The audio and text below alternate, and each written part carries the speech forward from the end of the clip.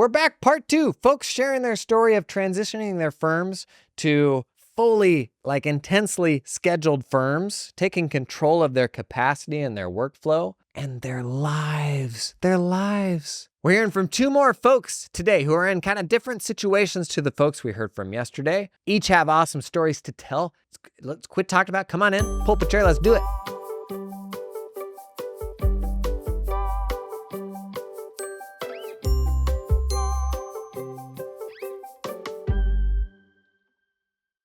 Okay, first person we're gonna hear from, Vince. This one's super interesting because Vince is halfway through this process. He started doing it this year. He's not out of the woods in any way. He's got some things he's concerned about, unsure about how it's going to go, but let's not sugarcoat any of this. Don't just look at the people who, nailed it and love it.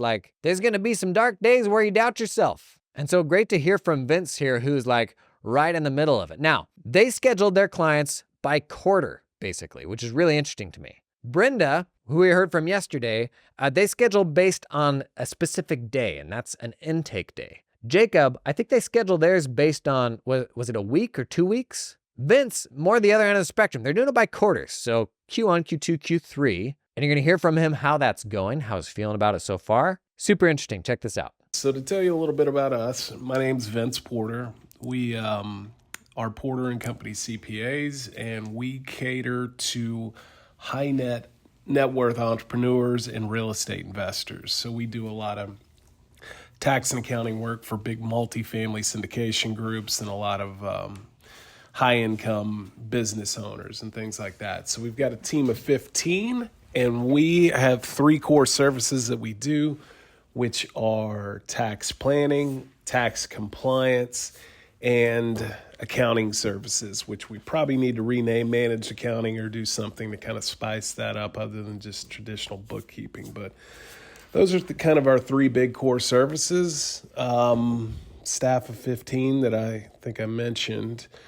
And what I do when I'm not working is I absolutely bang out your podcast and listen to all of that. That's really enjoyable. I think I emailed you and shot you a message, told you that I liked listening to it on my commute. But obviously, other than that, I'm managing my 5 kids. We've got a whole plethora of children at our disposal from 2nd grade all the way to a senior in college. All right, so what did we do before we did the non-scheduled stuff? Well, I got to say that the scheduling thing is brand new this year. I've obviously ripped it off from you and from Brenda and some other people I've seen on Realize and Tax Twitter that are doing this. But essentially, I've been doing this for 20 plus years. I am in my mid-40s, so I took over my father's firm in 2005 after spending a few years at RSM and then jumping over and taking over my dad's practice and essentially buying him out along the way. So here I am. And what we did for all of that time period was really, just kind of let the clients dictate when they get their work here. And for the majority of that being tax work, it was really reactive more than proactive. And I think it really hit me over the head, after doing this for so many years, when you said, we've always, if all your clients drop your stuff in on February 1st, it's still going to take you till the end of October to get that work done. Even though we kind of throw out a loose guarantee of a 4-week turnaround, it's really hard to manage that 4-week turnaround time when you've got a lot of work in here that you're just kind of reacting to. So in the past, we would set a February 15th deadline for March 15th work, or March 15th for April 15th. And the same thing goes for the September and October deadline. So we were absolutely reactive, and we would have the same clients, so we would know who was good with extensions, who we'd get done over the summer. But after last year, we had so many returns that got piled up in the end. It created a lot of problems for, missing some things, just scrambling to get work out. And we spent the 4th quarter saying, we really have to get this figured out. So that's kind of what pushed us to this, is to try to even out the work. And what we're calling Q1, Q2, and Q3. And our quarters for this are kind of broken up. February to April is the first quarter, and then May to July is going to be the second quarter, and August to October is our third quarter. So we communicated this to clients by really just, we knew these big multifamily syndication clients are always pushing to get stuff out by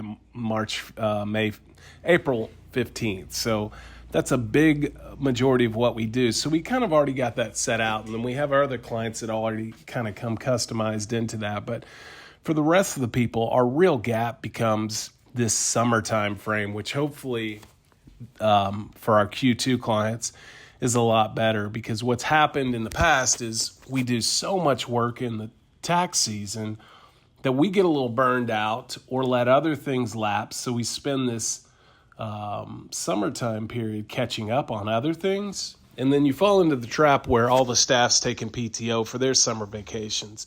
Clients are doing the same thing, taking kids out to things. So the summer becomes a little bit slower, and it creates that back end headache, which is even worse than your tax season thing. So we've really been communicating hard to our second quarter clients and to our project coordinator, whose job is to go out and procure this work, to really go get this stuff done. So I'm really hoping that we can get more work done over the summer that's going to help alleviate that back end strain.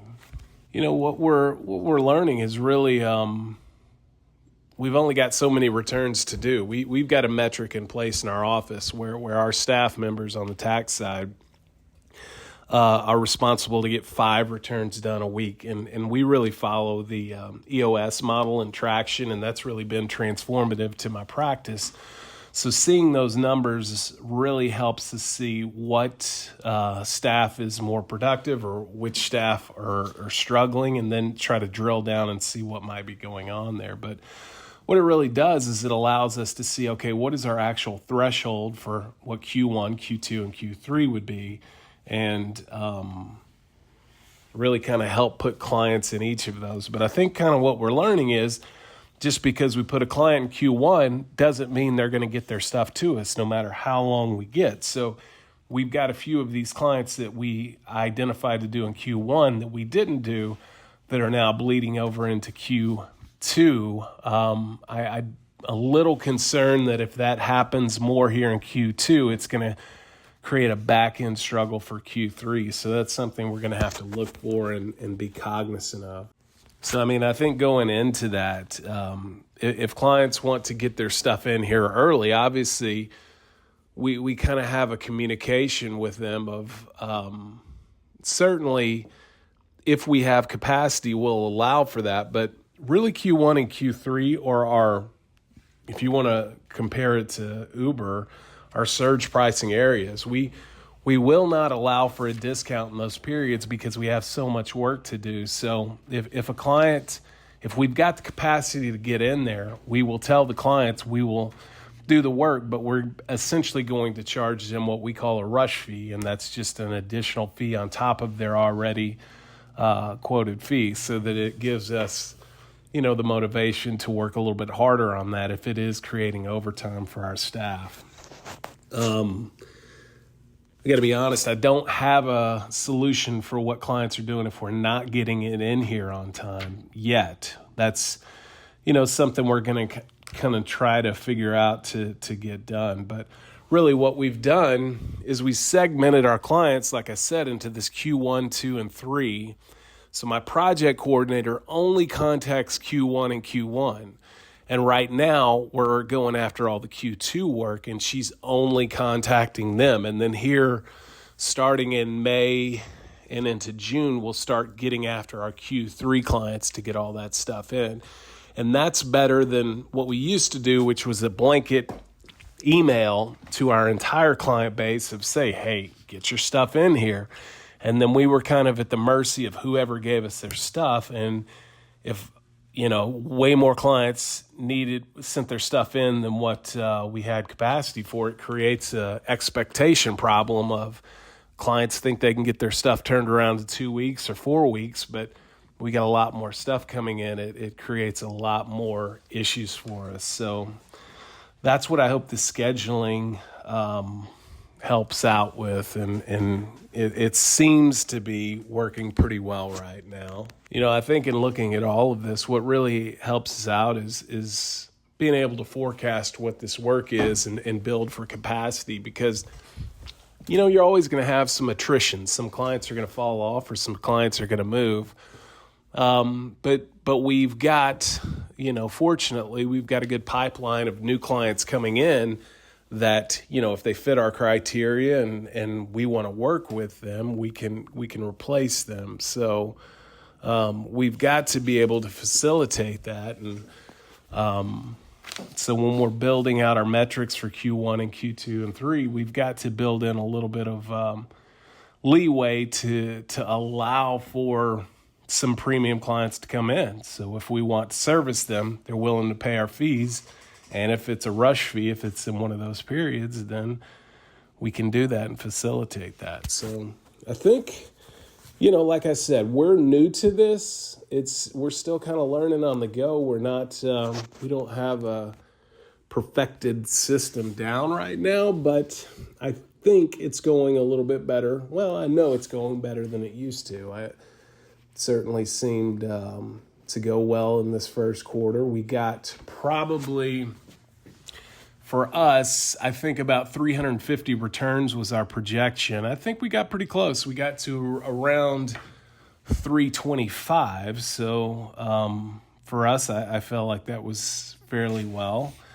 We'll see how Q2 and 3 goes, but I appreciate all that you're doing and everybody that's sharing out there. I just got to say that, the kind of the candor and the transparency that CPA firms have out there now, certainly with Realize and what you're doing on your podcast, is really refreshing. It's something that has not been done in the past, and it's really refreshing to kind of get with like-minded people and see what other people are doing and kind of take bits and pieces of what's working for them and try to implement it in our practice. Man, he's fighting the good fight, right? Still like TBD how it goes. Tell you what I loved about that. One, sharing your story when it's not like, it's easy to share wins. I don't know, usually. But Vince is like, yeah, I think this is going to work, but we'll see. A mildly stressful spot. You're trusting the process. You think it's going to go the right way. So good on you for being, transparent about that, not really sugarcoating anything. Family firm, love that. You see so many of that. Folks taking over family firms. Previously, in the past, they would tell people loosely, it'll be like a 4-week turnaround.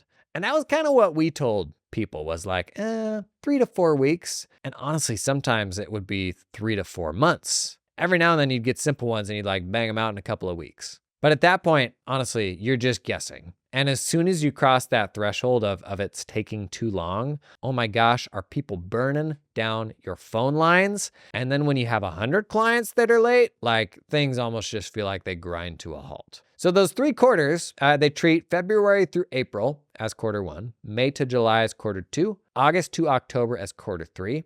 Super interesting. This may even be a way to, you could, in some ways, it's kind of baby stepping into it, which might be wise, because you could always get more granular down the road, right? He said Q2 is where you make hay. Like in a tax firm, Q2 is where things really bog down. So how do we pull more stuff into Q2? If you just solve that problem, mission accomplished. Charging rush fees for Q1 and Q3, interesting. He's got a project coordinator, somebody whose job it is to just crack the whip, follow up with clients, make sure things are happening on the schedule that they need to.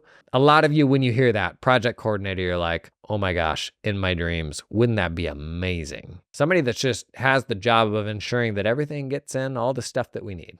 They built in leeway to their capacity to allow for adding more clients. Very important to do. I think we usually underestimate that. And he mentioned people in the past in this profession haven't shared like this before. That this is and it's cool, to zoom out sometimes and acknowledge that this is a unique thing that we're doing. And, the folks this week are contributing to in a really cool way. And I've shared before, virtually all of my ideas are stolen from other people. And this one is a great example how I first learned about this from Jacob. But we're doing something cool here, by sharing the journey. And Vince, you are helping out a lot of people by sharing your journey. everybody here to be totally open about this stuff.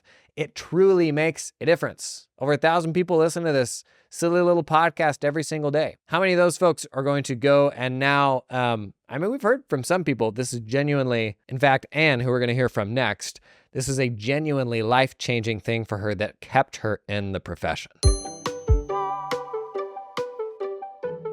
This episode is sponsored in part by Firm 360. You ever been big boyed by a software vendor? Like you're like, hey, I really need this thing, or this thing's totally broken and I need help.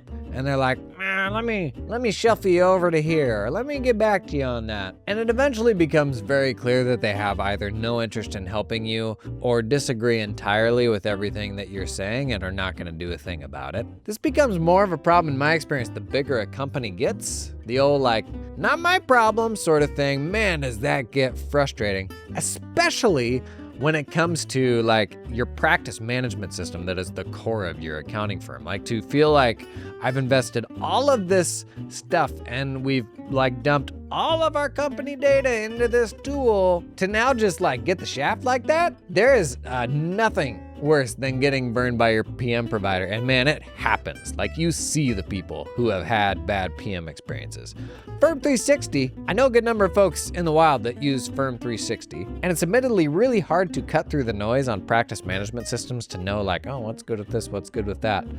The one thing you consistently hear about Firm 360, phenomenal support. Even in their like G2 Capterra reviews, in the past I've read some of those for ad reads, and the common thread that you see is like a next level support. So if you are overwhelmed with PM options, frankly, 5 years ago there were very few cloud PMs that were worth using. Today there are so many more.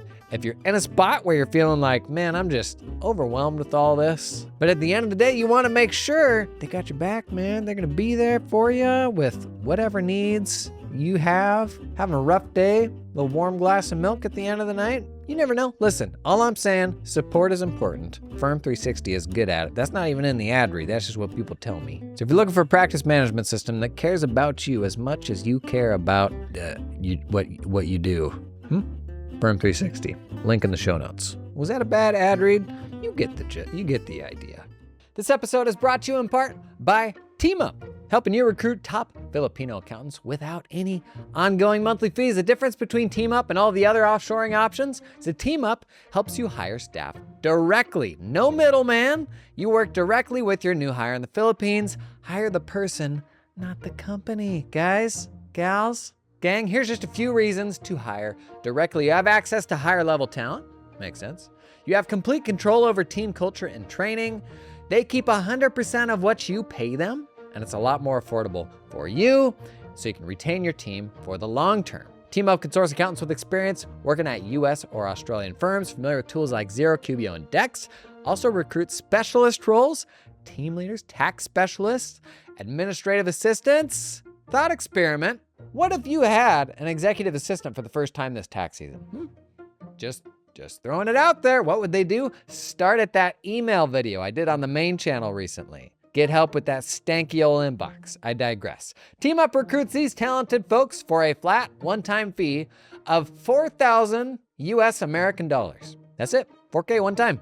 Somebody at Robert Half just did a spit take. Robert Half reference. We ever gonna get Robert Half to sponsor this podcast? Not anymore. And they can connect you with an affordable employer of record if you need help with payroll and compliance once you hire that person. Big fan of hiring in the Philippines. You know I did a bunch of that. Check out the link in the description to learn more about TeamUp. So, Ann Irons. Ann's been sharing a bunch of really smart stuff on Twitter. I mentioned how Brenda's been kicking off a lot of discussions around this scheduled work. Anna's always there helping people, answering questions, and you can tell she's super convicted that this was the right thing for her. Really cool story, and just seems like a super, super smart approach what they're doing now. So check this one out from Ann. So first of all, about our firm. We have the way we're structured. It's me. I have an admin who's been with us for 3 years.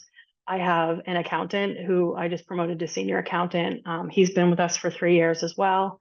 And I also have an intern that I'm hoping to bring on as a full-time employee once he graduates. He wants to become a CPA. We work with small business owners. We do monthly accounting. We do not do payroll. We used to do payroll. That's gone now for reasons. We do tax work. We do tax planning. We want to get out of the 1040 business for standalone 1040s that aren't related to businesses. And as a matter of fact, at this point, we're only taking referrals for that type of work.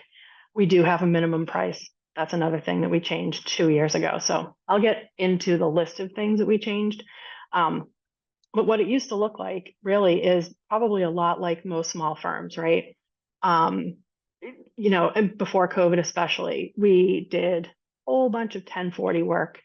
We would pretty much work with anyone that came in the door. Not anyone. I've been around for about 21 years now, as a firm owner. So I've been through the whole, when you're first starting out, you take anybody because you're not busy, and then you learn that that's probably not a great idea. COVID hit, and I think what we all learned is that the small firm model really doesn't work when something goes sideways. At the time, I had about 430 clients, and most of them were 1040s. So I'd say probably 70 entities and maybe 360 1040s. And, it had been building over all the years, right? They keep adding more stuff on our plate. And it got to the point where I was like, not having fun anymore, right? I feel like I'm not any different from any other firm owner. We weren't having fun anymore during COVID. And I made the decision at that point, I was either going to not do this anymore, or I was going to make some drastic changes. A whole bunch of things kind of came into play at the same time. But we, in my firm, made a lot of changes all at once 2 years ago. So some of the changes that we made, in addition to scheduling, right? We instituted a minimum fee, and we raised our prices significantly, like 20, sometimes 30%. We were significantly undercharging some people. I had legacy clients that I had brought on from another practitioner who sadly passed away.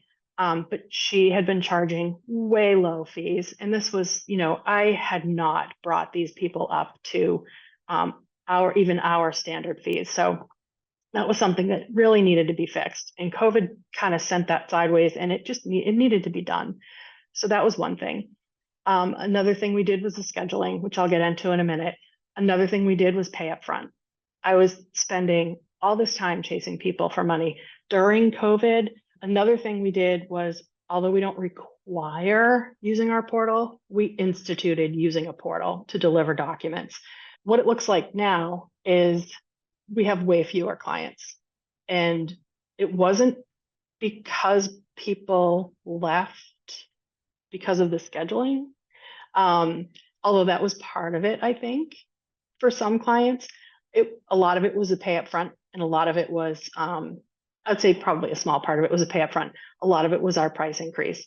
And at the end of the day, I did a client count the other day. We have 234 clients right now. 188 are 1040s, and I have 46 entities, which is significantly less than we were working with, probably roughly half, right? I bill more. Our gross sales are more. So it can be done, and I'm not a genius. Like, this is not like, none of my ideas were original. I pulled ideas from here and there and everywhere, excuse me, and put them together in a way that worked for my firm. And that's what I would recommend to anyone else who's thinking of making these changes.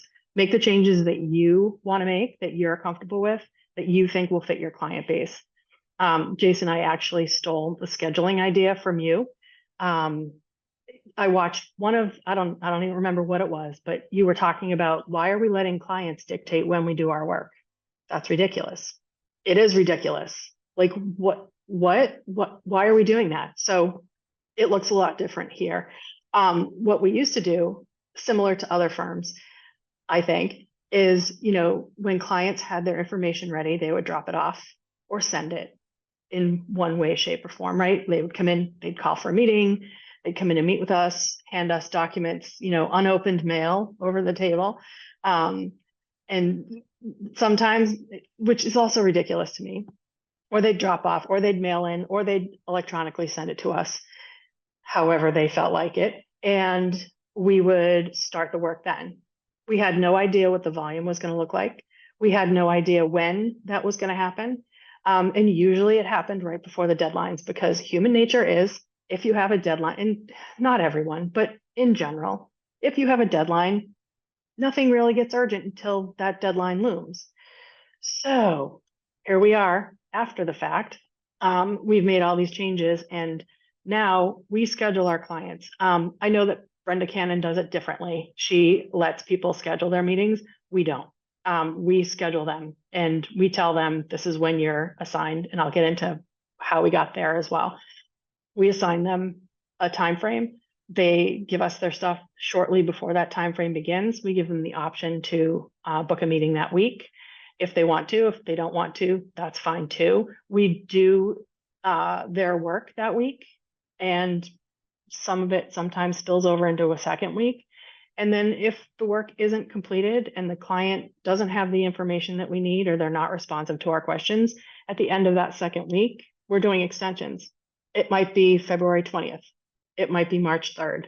We're doing extensions then. We are not waiting until April 10th to do extensions anymore.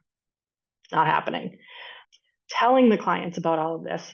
So how you deliver this message is super, super important, because clients don't like change, right? They like to do things the way that they always did it, and they expect you to be at their beck and call. We sent a letter. We literally mailed a 3-page letter, or I think it was like 3, maybe it was 4-page letter. We sent an email, same exact information. And basically it went like this. Hey, client, we're making all these great changes. We've thought really hard, and we've been working really hard behind the scenes. We've done all these technological changes to make things work more smoothly. And this is, how it's going to benefit you. And then we went through okay, upfront billing.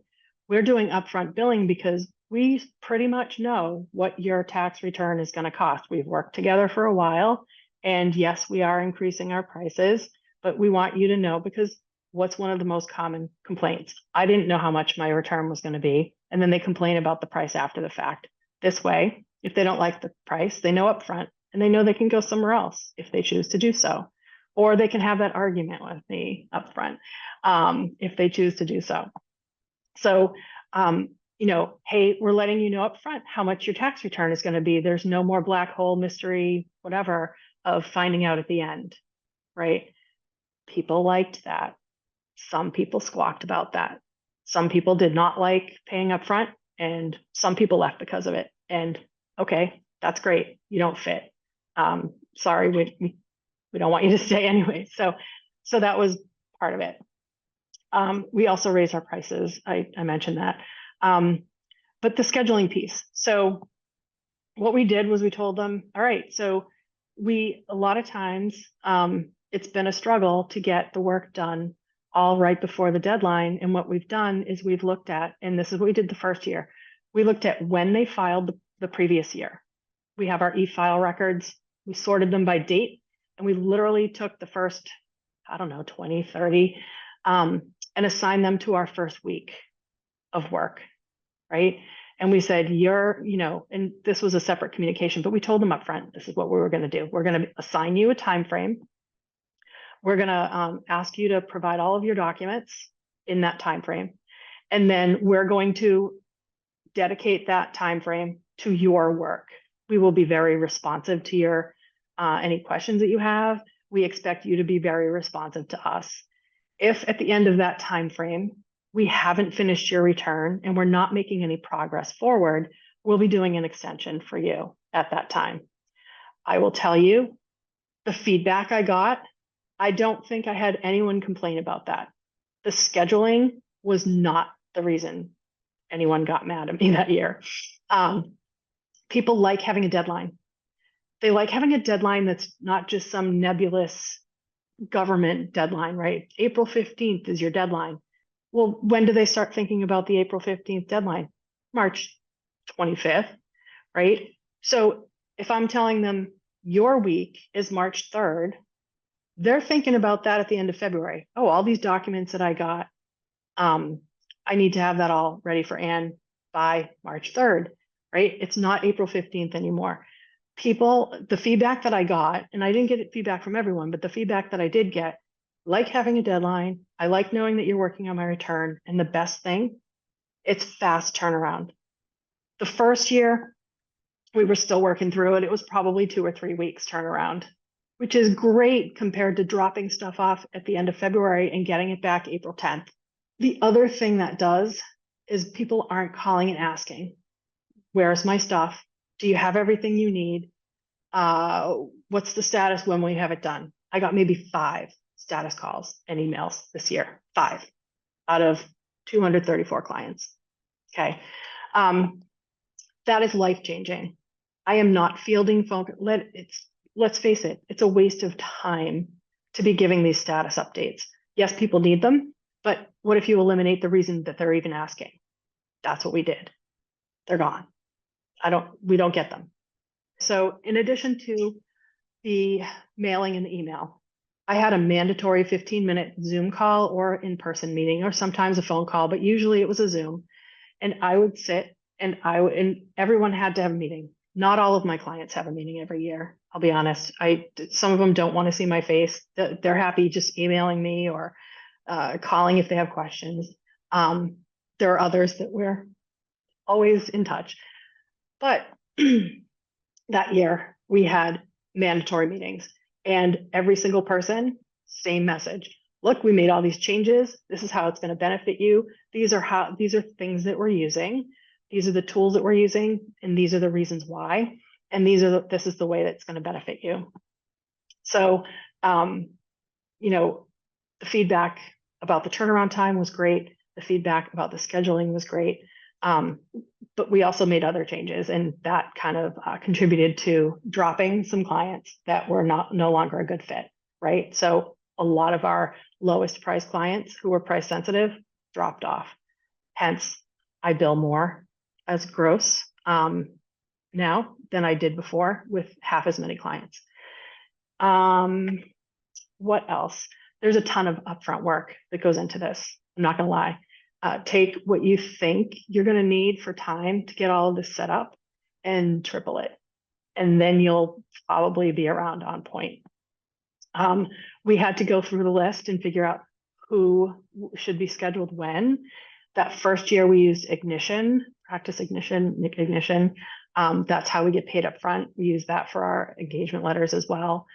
Life-changing.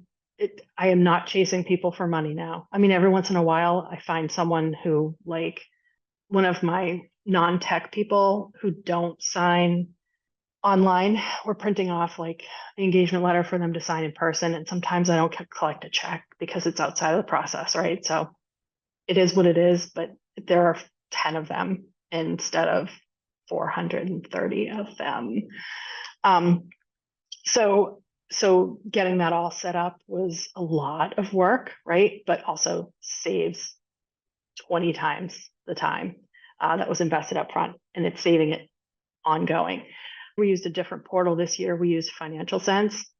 Also, that helped us automate our reminders to clients, and it also helped us. One of the additional changes we made in year 2 was that we used Financial Sense, and we went through every single client on the 1040 side. We haven't done it for the businesses yet.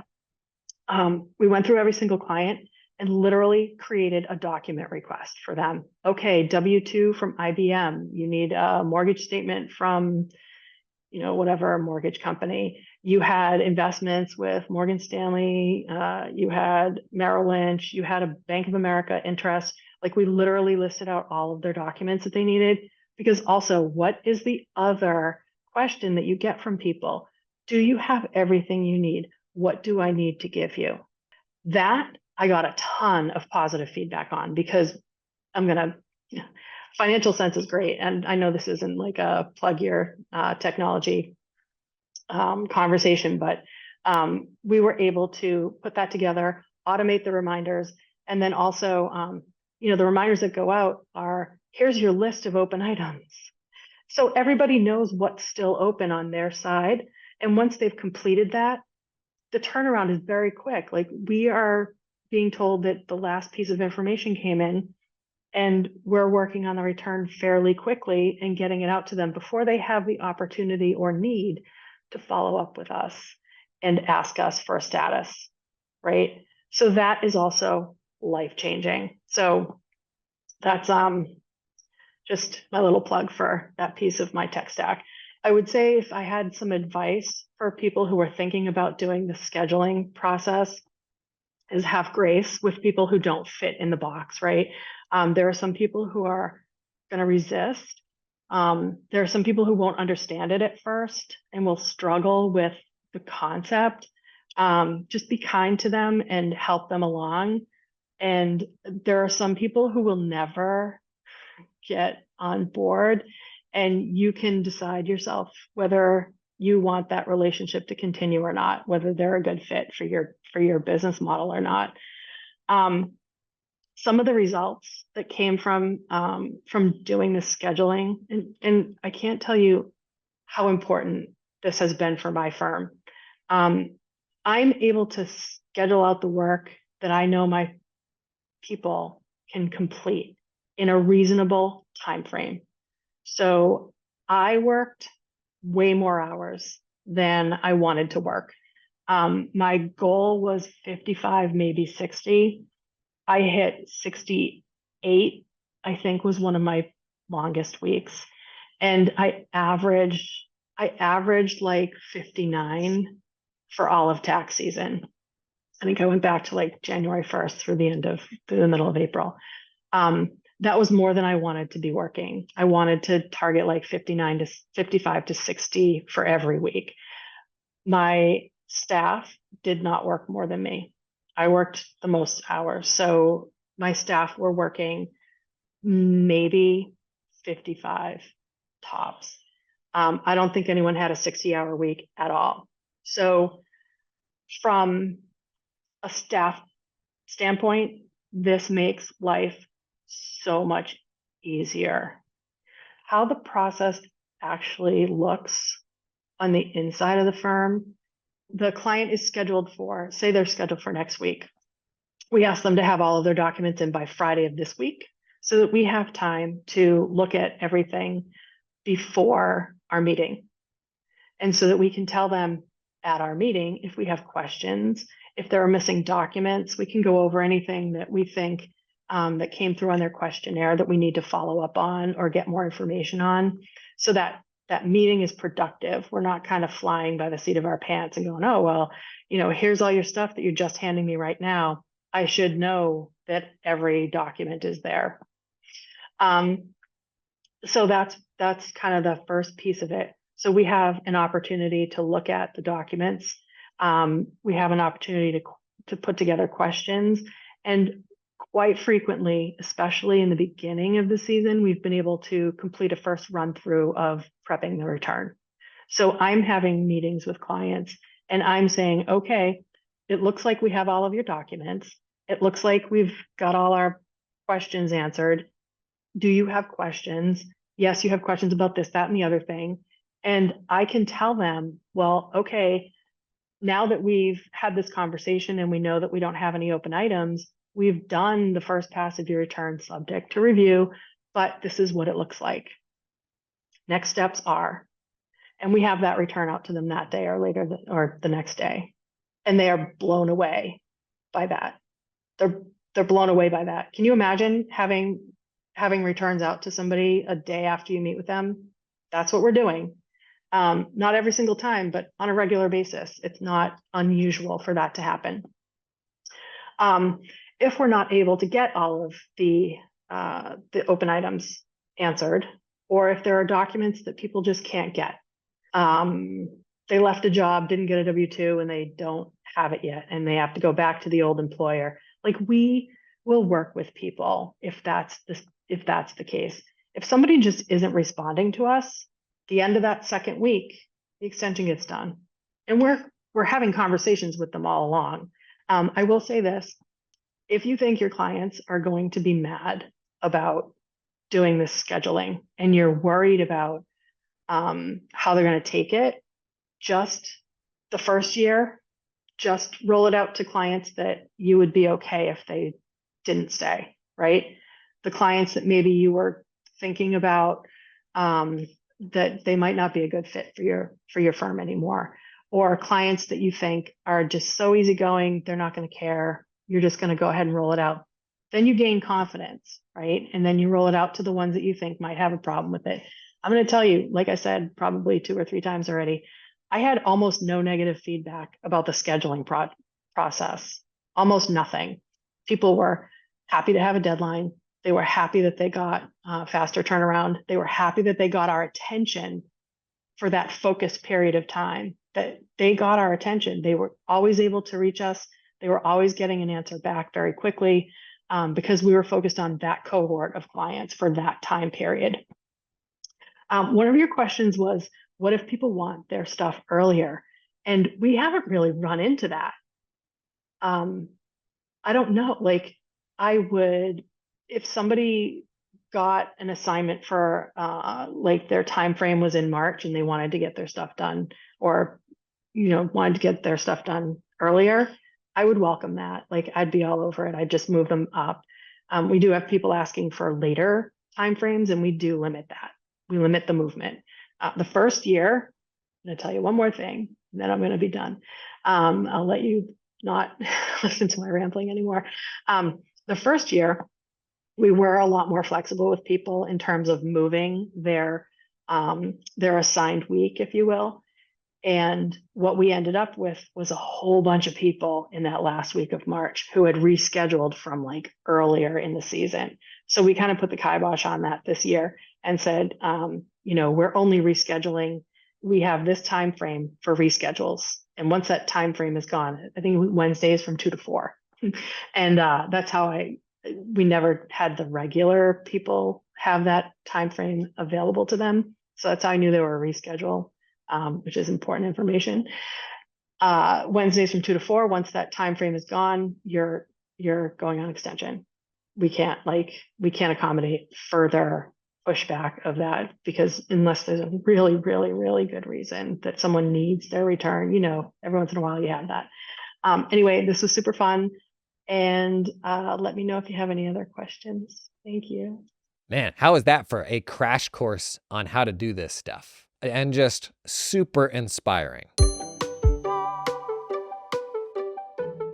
This episode, it is sponsored in part by the fine folks at LiveFlow. Interesting LiveFlow use case. We've been talking about, how do you get in front of a more specific type of client? And I shared that story of Barbara Corcoran putting out reports, like industry reports, and that boosting their reputation just in the most ridiculous way, because it's like they were the same business yesterday that they are today, but everybody got that report in their hands and they're like, wow, you're the go-to for this and that. Well, it's hard to see all of your clients' financial information in one place, right? You got to drill down into every single QuickBooks file, whatever. But with LiveFlow's consolidations functionality, you can actually connect to a whole bunch of different files and roll them all up into a single spreadsheet, which means you could set up custom alerting, custom benchmarking, or if you were to put together, say, a report of some sort of aggregate metrics, trends, that sort of thing. Let's say you got a new little beekeeping niche that maybe you're working on. I said bees,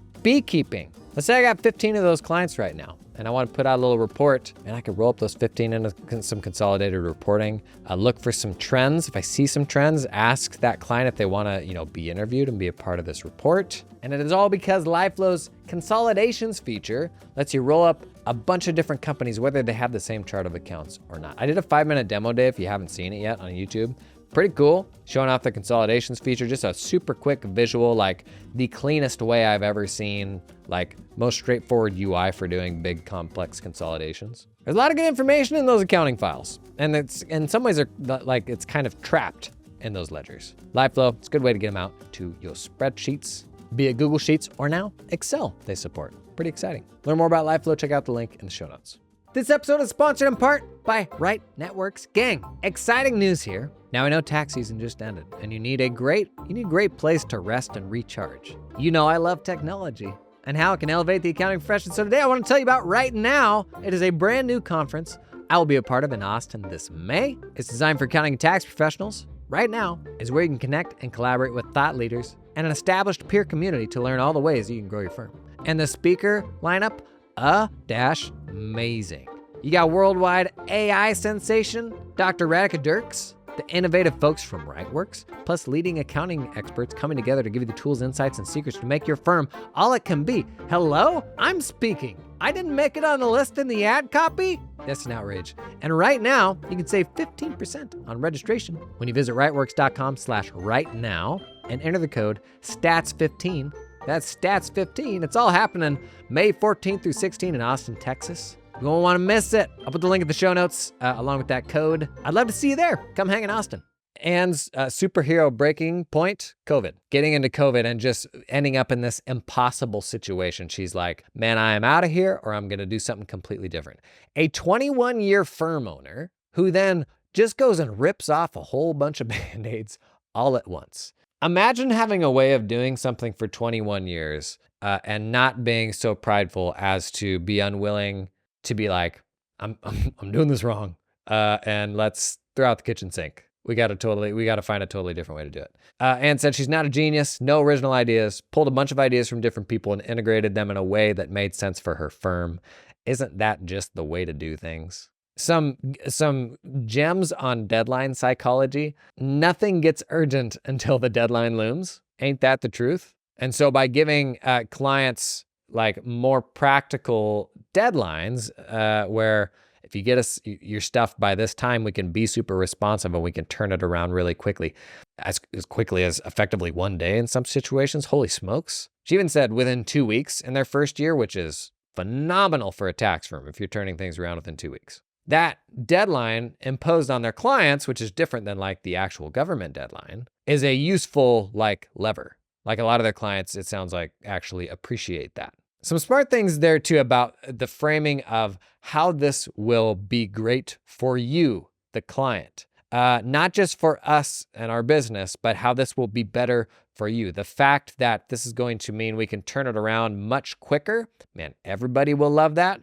The fact that we're going to be hyper responsive for you during this window of time and you have our full attention. That's the big thing in client service. People don't want to feel forgotten. They want to feel like you are in their corner and working hard for them. And you can frame all of this change as, yes, we have to do this for the business, but we're also convinced that this is going to be a fundamentally better thing for you. Last note I had here, being flexible, giving, she said, have grace with people who don't fit in the box, helping non-online people, being willing to handle the exceptions, the folks who aren't going to accept the ignition proposal online. They're taking paper checks and how sometimes those are the last payments to get tracked down. But now they're taking 10 paper checks instead of 430. And this is a great example of where you think about a change and your mind immediately goes to the people who can't fit into that change. And the trap is to then not do that change because it doesn't work for a few people. And the cost over years and decades of not making those incremental changes is astronomical, rather than being like, this is now the better way to do this. And it's not going to work for a few of these people. And it's okay to accommodate them. Like I'm so not the extreme, like has to be perfect, totally nailed down. Every single client has to do this exact same thing. Like, man, that's just not how the world works in my experience. And you could force that, but like, I don't know. I don't want to be a jerk like that. And there's it's like anything. There's a line there where it's like, that's too much. But I would love to, for example, switch my firm to, say, Ignition to automate, taking payments. I would love to do that without having to fire all of my elderly clients just because they can't accept a proposal online. Like, we can find a happy medium here. There's no need to be like that extreme about it. That was just a masterclass in thinking through all the fiddly little details. Again, I cannot thank enough the folks who participated in this and were willing to share their stories with us. You just helped so many people and took them from a level of understanding that was, maybe interested and exciting to actually pretty deep. I try to really push people. If you're thinking about a big, hard decision, find a bunch of people who have done it and pick their brain. And that's admittedly hard because you may not know the people who have done that. You may not feel like you have permission to ask and get them on a Zoom call. But man, we just got 4 people who totally spilled the beans on what they did right, what they did wrong, stuff that's still up in the air even. And everyone now that's listened to this, like we collectively have a much more mature understanding of that because these folks were willing to share. So thank you. Awesome stuff. Questions, pop them in the comments. Like I shared yesterday, Friday, we're gonna do a big old Q&A roundup, and feel free to get into the nitty gritty. Feel free to get into the nitty gritty, like detailed stuff. How does this or that work? And also feel free to be like, I still don't get it. I still like, what's the value? Like, what am I stuck on? You want to disagree? That's good. Like the more we get that stuff out there and discuss those sort of even fringe points, the more we build like a more complete understanding of what's good about this, what's bad about this, there's bad stuff about this, and how to find the happy medium that's, going to help you determine what makes sense for your client base. What a fun week, man. I've had so much fun with this. Tomorrow, we are going through all of the different versions of this that I've seen. So I want to run through, just give you a whole bunch of ideas for how you could set this up for yourself, because there are a bunch of different ways that you can do it. That's what we got on the docket for tomorrow. Day after that, we're talking about the transition, because that's go time, man. Like that's where it all goes sideways, and what actually keeps us from making the change. Not that we don't think it's a better idea, but that we're afraid of what that messy transition could look like. And then Friday, we're just doing a big old Q&A to get into all the fiddly aspects of this. So fun. Thanks for coming and hanging today. I'll see you tomorrow.